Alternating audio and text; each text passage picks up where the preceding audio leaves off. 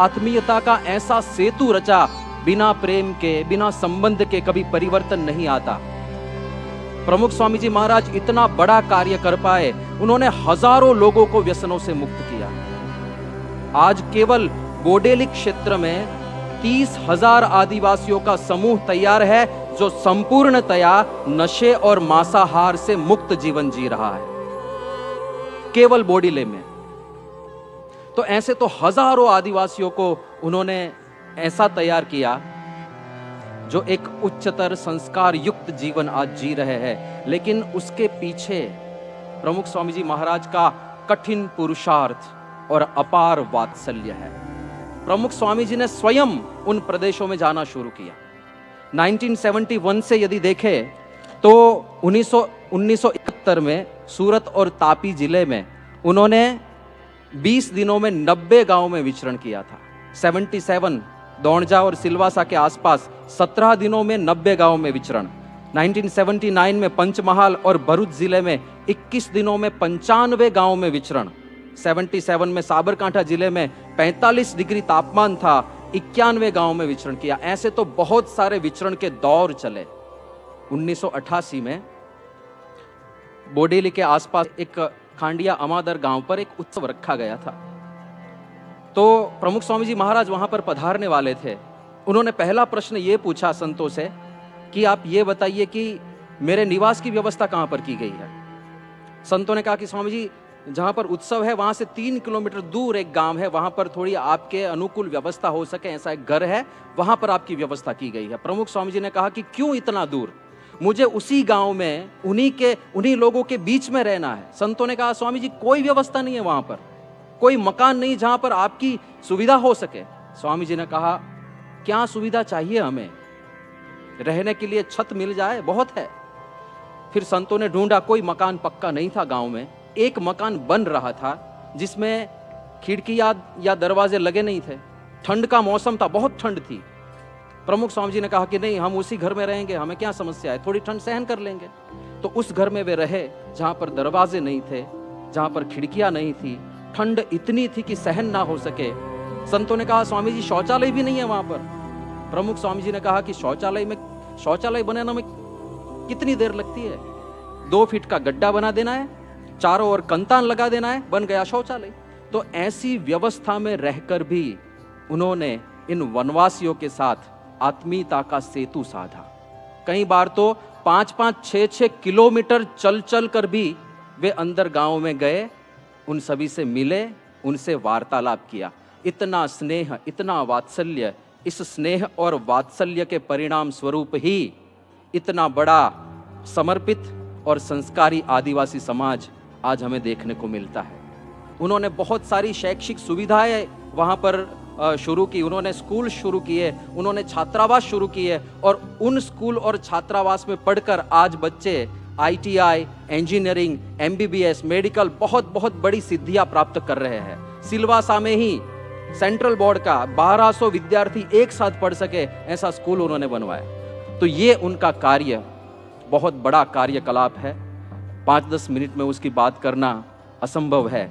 इसके ऊपर तो पुस्तकों के पुस्तक हम आरक्षित रखे तो भी प्रमुख स्वामी जी महाराज ने इस क्षेत्र में जो कार्य किया है उसका वर्णन करना असंभव है। यदि हम इस एक विषय में गहनता से अभ्यास करें तो एक ही बात हमारे मन में, एक ही शब्द हमारे मन में आता है का अगर संदेश जाता है तो माँ शबरी की याद आती है। जब माँ शबरी एक बालिका के रूप में थी तो उनकी सगाई का कार्यक्रम हो रहा था। कुछ लोग दूल्हा पक्ष के देखने आए थे। परंपरा थी जनजाति समाज में शराब और मांस की, तो कुछ बकरे और कुछ शराब की बोतलें ला के रखी थी। उस बालिका के मन में जिज्ञासा आई, अपनी माँ से पूछा कि हे माँ, ये जानवर क्यों लाए गए हैं और इन बर्तनों में क्या है। माँ ने अपनी बेटी की जिज्ञासा को शांत करते हुए कहा कि बेटा, अब तुम बड़ी हो रही हो, तुम्हारी शादी करवाने के लिए जो मेहमान आए हैं उनके लिए भोजन है ये। उसने कहा, माँ ये जानवर खाते हैं और ये शराब पिएंगे। मैं घोषणा करती हूँ कि मैं शबरी अखंड कुंवारी रहूंगी, लेकिन जानवर खाने वालों को और शराब पीने वालों से शादी नहीं करूंगी, नहीं करूंगी, नहीं करूंगी। और प्रमुख स्वामी महाराज का जब हम देखते हैं तो उसके बाद मुझे जो स्मरण आता है कि जनजाति समाज को लोग कैसे समझें, ये उनके जीवन काल में दिखता है और उनसे सीखकर बहुत लोग ये करते हुए दिखते हैं। क्योंकि जनजाति समाज के जो मैंने कहा मौन रुदन है, वो तब ध्यान में आता है कि उसके गुणों को पहचानो, उसको बुद्धि से मत समझो, अपने मापदंडों से मत समझो, उसको हृदय से समझो, उसकी अनुभूति से समझो। और वो स्वामी जी ने जो किया था उसी के परिणाम हमको ये दिखते हैं। मेरा ऐसा मानना है कि शबरी जो है वो हर गांव में है और उसे राम का इंतज़ार है। और प्रमुख स्वामी जी महाराज ने जो हमें संदेश दिया उसको लेकर हमें हर गांव तक कैसे पहुंचेंगे, वैसा ही व्यवहार कैसे करेंगे, वैसे ही उनके साथ मिलकर कैसे काम करेंगे, ये अगर हम करने में सफल हुए तो हमारा देश निश्चित रूप से विकसित देश होगा। आज भी यहाँ 10,000 वर्ष पुरानी सनातन संस्कृति जीवित है और वो जीवित इसलिए है क्योंकि प्रमुख स्वामी जैसे महान संतों की शक्ति ने भारत को जीवित रखा। ये प्रमुख स्वामी की शक्ति है कि उन्होंने हमारा संसार बचाया। ये तमाम साधु शक्ति जो हैं, उन तमाम साधु शक्ति को मैं वंदन करता हूं और वही संत शक्ति है जिसने इस जनजातीय समाज को बचाया है। It is truly incredible to see that Pramukh Swami was able to build an organization on such a global scale, but still retain the ability to be with people of all walks of life. It has been truly wonderful to see how much BAPS is doing locally in the UK, supporting the vaccine challenges through the COVID pandemic, providing oxygen concentrators in India, serving Ukrainian refugees, and most recently helping address the cost of living crisis in the UK. I have spent 30 years working in the charitable sector, both in the UK and globally. And the size and scale of this festival, especially with more than 80,000 volunteers, is truly remarkable. कोटि नमन प्रमुख स्वामी के अभय चरणों में, जो हमें पुनः उस संस्कार दिलवाने के लिए इतनी प्रयत्न कर रहे हैं, किए हैं नहीं अब भी कर रहे हैं। वो हमसे दूर नहीं, हमारे पास है। जब उनके विचार हैं वो हमारे साथ है। और सबसे बड़ी चीज है, प्रमुख स्वामी ने, मैं देख रहा था कि 7.5 लाख वो खत लिखे हैं। तो आप एक इस बात को थोड़ा गौर से चिंतन कीजिए। उनका हृदय साधारण लोगों के साथ कितनी जुड़ा हुआ था, कितना लगाव था। तो खत से, चिट्ठी के माध्यम से वो अपनी वार्ता वहां तक पहुंचाते थे। ये छोटी बात नहीं है। 89 में यहाँ अहमदाबाद में धर्म संसद हुआ था, कोरोना मुक्तेश्वर मंदिर में। सम्मेलन में मैं और मेरे गुरुजी शांतिकाली मेरे साथ ही था उस टाइम में। थोड़ा बाद में प्रमुख स्वामी महाराज जी ने आकर मंच में बैठा।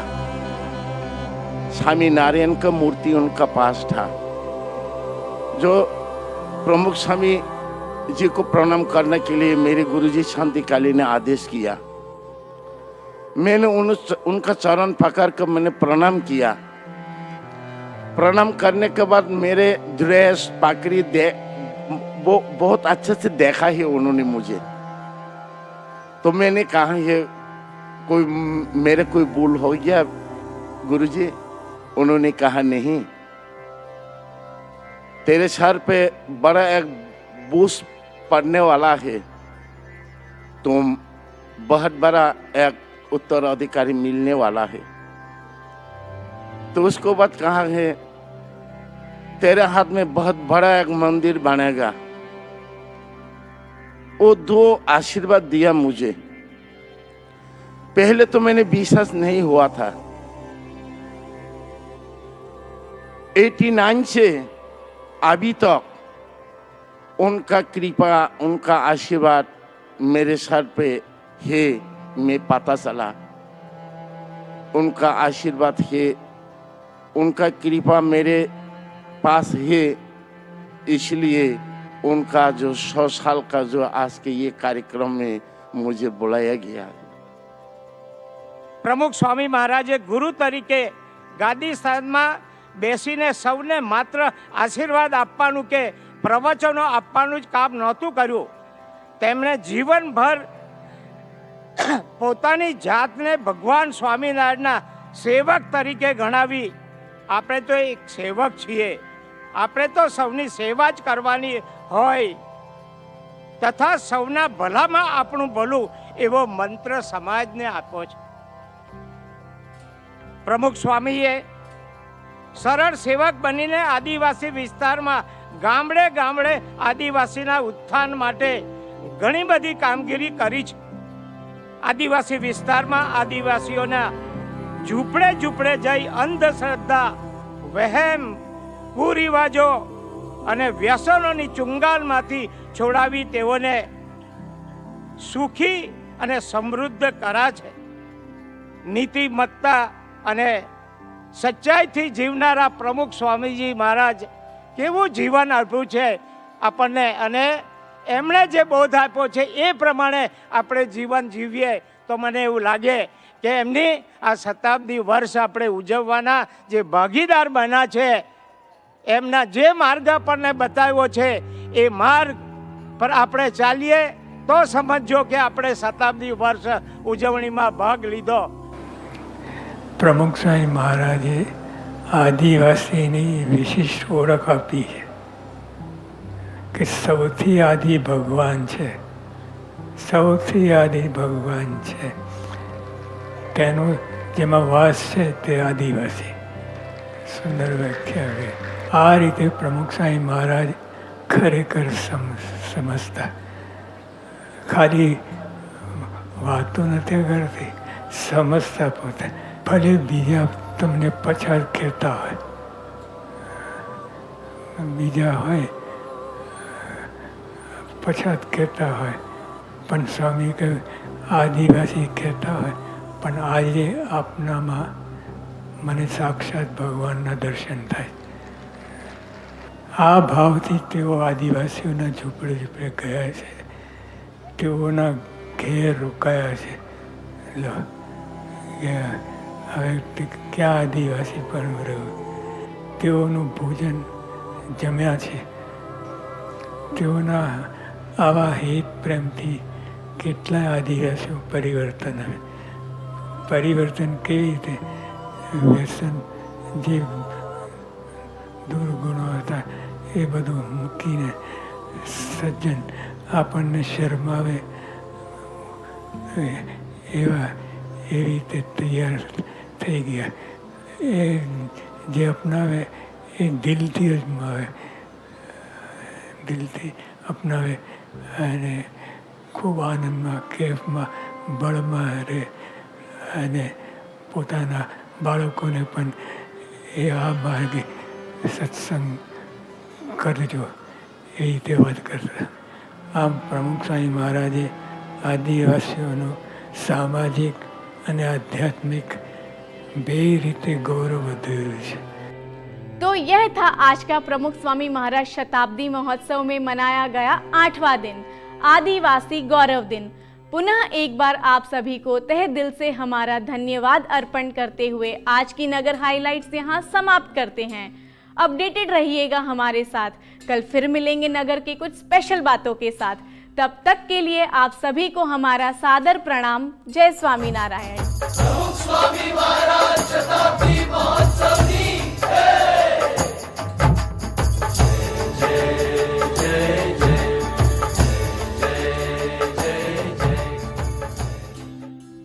नमस्कार दोस्तों, जय स्वामी नारायण. पुनः एक बार आप सभी का स्वागत है प्रमुख स्वामी महाराज शताब्दी महोत्सव तहत इस नगर टुडे प्रोग्राम में। जैसा कि आपने देखा, प्रमुख स्वामी महाराज महोत्सव के अवसर पर बनाया गया यह नगर लोगों के मन और हृदय में कुछ अलग ही स्थान ले रहा है। ऐसे दिन प्रतिदिन हम आपको परिचय करवा रहे हैं नगर के प्रत्येक पहलू का, ताकि गांव-गांव और शहर-शहर में बसे सभी मुमुक्षु इस नगर की दिव्यता और भव्यता से अच्छी तरह अवगत हो पाए। तो दोस्तों, आज हम बात कर रहे हैं प्रमुख स्वामी महाराज नगर के ऐसे अंग की जो नगर के मुख्य आकर्षणों में से एक है। हम जानते हैं कि भारत की राजधानी नई दिल्ली में सनातन हिंदू संस्कृति के प्रतीक समान विशाल मंदिर मौजूद है, स्वामी नारायण अक्षरधाम, जिसकी रचना ब्रह्म स्वरूप प्रमुख स्वामी महाराज के द्वारा सन 2005 में की गई थी। बस वही अक्षरधाम की हूबहू प्रतिकृति बनाई गई है प्रमुख स्वामी महाराज नगर में। तो आइए मुलाकात लेते हैं उस अक्षरधाम मंदिर की, जो वही प्रपोर्शंस, वही अद्भुत बारीक नक्काशियों के साथ बनाया गया है और जो प्रमुख स्वामी महाराज ने सिखाई हुई श्रद्धा और भक्ति का मूर्त स्वरूप है। Let's fly to Akshardham replica. जब परम पूज्य प्रमुख स्वामी महाराज के शताब्दी महोत्सव के उपलक्ष्य में महोत्सव स्थल का निर्माण कैसा करना चाहिए उस पर विमर्श चल रहा था, तब सभी के मन में ये बात आई कि परम पूज्य प्रमुख स्वामी महाराज ने जो मंदिरों का निर्माण किया है उसको अवश्य यहाँ दर्शानी चाहिए। उन 1200 मंदिरों के प्रतिनिधि के रूप में कुछ ऐसा खड़ा करना चाहिए ताकि लोगों को उससे प्रेरणा प्राप्त हो। तो परम पूज्य महंत स्वामी जी महाराज के आदेश से इस प्रमुख स्वामी महाराज नगर के केंद्र में राजधानी दिल्ली में परम पूज्य प्रमुख स्वामी महाराज ने बनाए हुए अक्षरधाम की प्रतिकृति खड़ी करना, यह विचार सब में स्थिर हुआ। और ऐसे ये कोई आसान काम नहीं था, बड़ी चुनौती थी, लेकिन परम पूज्य महंत स्वामी जी की प्रेरणा, आशीर्वाद, पूज्य ईश्वर चरण स्वामी जी आदि वरिष्ठ संतों के आशीर्वाद, उनका मार्गदर्शन, BAPS स्वामी नारायण संस्था के हमारे कलाविद संत पूज्य ब्रह्मचरण स्वामी जी ने, पूज्य नारायण मुनि स्वामी आदि संतों के मार्गदर्शन के अनुसार ये जो मंदिर बना हुआ है उस दिल्ली अक्षरधाम की सच में प्रतिकृति है।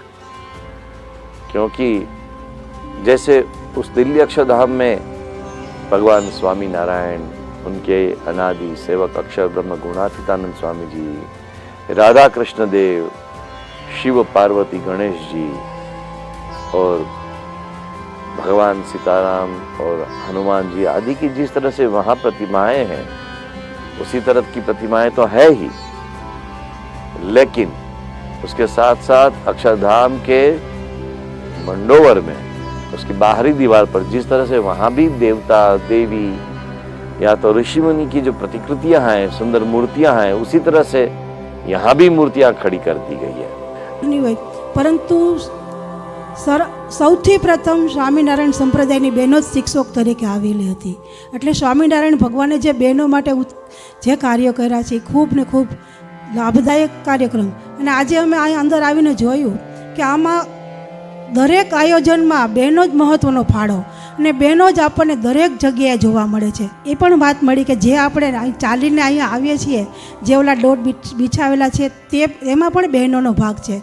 એટલે આ ખૂબ આનંદની વાત કહેવાય કે આ સંપ્રદાયમાં બહેનોને ખૂબ ને ખૂબ મહત્ત્વમાં આપવામાં આવ્યું છે અને બહેનોને ખૂબ આગળ વધે એના માટે પણ ખૂબ સારા કાર્યો કર્યો થયા છે।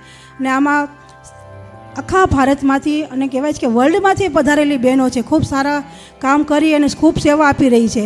બહેનો દ્વારા કહેવામાં આવે છે તો આજે અમે અહીંયા અડધી કલાક કે 2 દી કે 5 દી રહીને પણ જો સેવા આપીએ ને તો અમારે એમ થાય કે થોડુંક અમારું ઋણ અદા થયું સ્વામિનારાયણ। આવો કાર્યક્રમ આજ સુધી જોયો નથી અને જોવામાં પણ આવશે નહીં। આપણે જોઈએ છીએ દરેક જગ્યાએ તમે જો ચોખ્ખાઈથી માંડીને દરેક વસ્તુમાં કેટલું ને કેટલું બારકીથી આમ ધ્યાન આપીને કામ કરવામાં આવ્યું છે। બાણુની અંદર હું 2.5-3 વર્ષની નાની બાળકી મારા ઘરની સામે સ્વામિનારાયણ મંદિરનો અક્ષરધામ મંદિરનો લોકાર્પણ મહોત્સવ 3 મહિના સુધી ચાલ્યો।